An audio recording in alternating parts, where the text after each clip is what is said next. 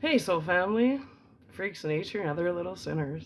So I literally just made an hour-long video and said, fuck it. I don't really care. I don't care anymore.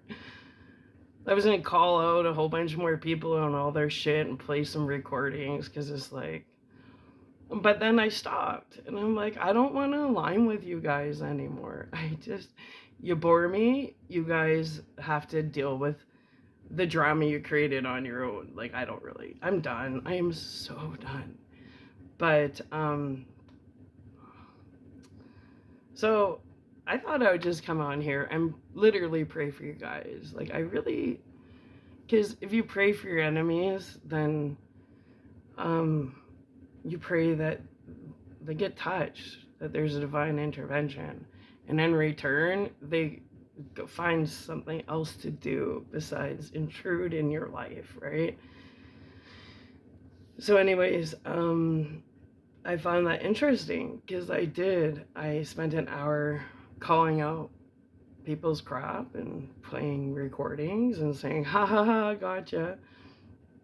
Because I've always known who my puppeteer was. But I don't need to call you out. You know who you are, and you know you have serious issues.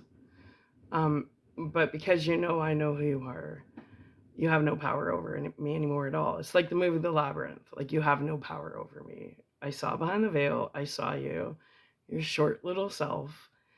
And I think it's really sad. And I really think people should not have let you get this far. Like, somebody should have said, this is insane, all over money, right? Somebody should have stepped in and stopped you before at this point, because at this point, everybody's responsible. It's like they took advantage of someone serious, like insecurity issues, identity crisis issues. So I deleted it because you guys are on a whole different timeline than me. The reality, all the lies, the bullshit you created about me, that's the reality you created. But that's not my reality, and none of it was true. Like, you guys all know, now you're caught by everybody. None of it was true. They were all fabricated lies. You guys lied about me because you tried to get away with stealing my inheritance and my book, my legacy.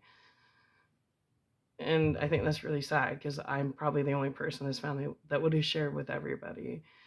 But, you know, for all the people that went along with this since my childhood, why didn't you stop her? You guys literally took advantage of someone that had serious issues. And you all went along with it because you got paid to go along with it. And I think that's really sad. Because I can't even blame her. What I see is that people took advantage of a bunch of people with mental health issues. And somehow you guys thought my family was an easy target, right? Right? A brother that's super insecure because he just wants to be a musician and he'll do anything to get noticed. A sister that's super insecure because we had parents that our parents have post-traumatic stress disorder. And so naturally, and they were in high school when they hooked up. So basically, we were raised by 16-year-olds that struggled and had trauma. So the four of us kids were raised by two people that had post-traumatic stress disorder. And all of you, including their spouses, took advantage of that. We were a family that was needing severe healing. And instead of anybody reaching out saying, let's help this family, you guys exploited my entire family. So I have a really hard time leaving my family responsible because everybody had mental health issues and you guys exploited them. And that's the truth. So this is abuse of mental health.